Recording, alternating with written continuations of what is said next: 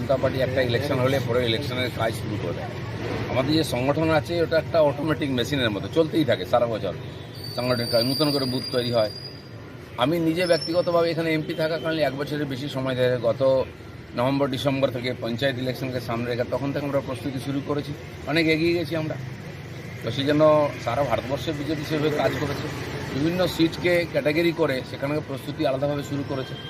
কিছু বিশেষ সিটে হয়তো বিশেষ প্রয়াস করতে হবে, সেজন্য আগে ঘোষণা হয়ে গেছে নাম, কাজ করতেও সুবিধা হবে, কোনো কনফিউশন না থাকে। তো পার্টি সারা ভারতবর্ষে এগোতে থাকে, সেই জন্য আপনারা যেটা বলেন অনেকে যে প্রেডিকশন করেন অনেক সময় সেটা ভুল হয়ে যায়। তো বিজেপি নিজের পদ্ধতিতে কাজ করছে। কুড়িটায় নাম হয়েছে এখনো পর্যন্ত, যেটা গত 2019-এ রাজ্য সভাপতি ছিলেন। এখনও আছে কোথাও কি সংশয় নিয়ে তৈরি হয়েছে? কোথায় কি আপনাকে দেবে? এই ব্যাপারে কোনো সংশয় নাই। পার্টি সব পার্টি যেটা করে ইলেকশন শেষ হলে ঘোষণা হলে তারপরে ঘোষণা হয়। আমাদের পার্টি তাই করতো, গত কয়েকটি বিধানসভা নির্বাচনে একটি নতুন প্রয়োগ করেছে। আগে কিছু সিট ঘোষণা করা হয়েছিল যেগুলো জিততে পারি, তাতে লাভ হয়েছে, সেই জন্য এবারেও সেটাকে প্রয়োগ করে দেখা হচ্ছে, এক্সপেরিমেন্ট চলছে। মোদিজি গতকাল পরিবারতন্ত্রের বিরুদ্ধে বলেছেন, সেখানে শুভেন্দু অধিকারীর পরিবারেরই আরেকজনকে টিকিট দেওয়া হয়েছে।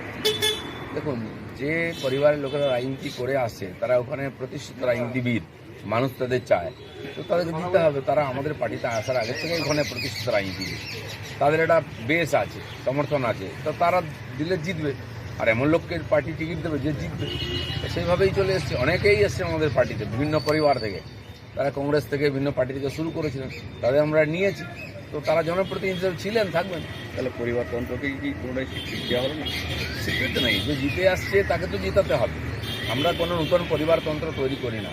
মোদির পরিবার নাই, অমিত শাহ নাই, রাজনাথ সিং নাই, বাকি যে বড় নেতারা আছেন তাদের দেখুন পরিবার হিসাবে তারা পার্টিতে আসেন। হ্যাঁ, তার পরিবারে কেউ এলে তাকে তপস্যা করে আসতে হয়েছে, নিজের যোগ্যতা প্রমাণ করতে হয়েছে। ভারতীয় জনতা পার্টি এটাই করে। লোকসভা নির্বাচনে সবথেকে যে সমস্ত পাশাপাশি জেলায় যদি ধরি যে সমস্ত সাংসদরা রয়েছেন, তার মধ্যে সবথেকে সক্রিয় জনসংযোগ থাকে আপনারা, সেটা অস্বীকার করার কোনো জায়গা নেই। তাহলেও বলি, প্রধানমন্ত্রী এসেছেন পাশের জেলাতে, আরও বেশ কয়েকদিন, দুদিন ধরে নিজের এলাকাতেই রইলেন, কোনো জায়গাতে দেখা গেল না। কেন মনে হচ্ছে যেন বিদ্যা একটু অনেক দূরত্ব রয়েছে? না, এর আগেও আপনারা দেখুন গতবারে পার্লামেন্ট ইলেকশন, অ্যাসেম্বলি ইলেকশন প্রচার হয়েছে, অনেক নেতারা এসেছে। আমি তখন তো প্রেসিডেন্ট ছিলাম, তখন সব জায়গায় যাইনি, কারণ পার্টির একটা সিস্টেম আছে, সবার কাজ থাকে। এখন আমি এমপি, এই জন্য আমাকে কমিটি থেকেও বাদ দেওয়া হয়েছে যে নিজের এলাকায় কাজ করার জন্য। এবং আমাদের সেন্ট্রাল কমিটিতে বহু এমপি ছিলেন যারা লোকসভা লড়বেন, সবাইকে বলা হয়েছে নিজের জায়গায় কাজ শুরু করবে, আর আমরা সেটাই করছি। আর যেই জোনে থাকেন সেখানকার নেতাদের লিস্ট তৈরি হয়, সবাইকে সুযোগ দেওয়া হয় আলাদা আলাদা করে সেখানে বসার। যারা প্রদেশের পার্টির মুখিয়া আছেন, আমাদের সভাপতি আছেন, আমাদের বিধানসভার নেতা আছেন, তারা সব জায়গায় প্রোটোকলের জন্য রাষ্ট্রীয় নেতাদের সঙ্গে থাকেন, বাকিরা নিজের এলাকায় থাকেন। লোকসভা নির্বাচনের আগে মুখ্যমন্ত্রী এই জেলাতে আসছেন, সেই সঙ্গে জনগর্জন সভা হবে নারায়ণগড়ে, একাধিক কর্মসূচি দেবকে নিয়ে মাস্টার স্ট্রোক দিতে চলেছেন, মাস্টার প্ল্যান। কি মনে হয়, কি নতুন কী করবে টিএমসি, করার কী আছে?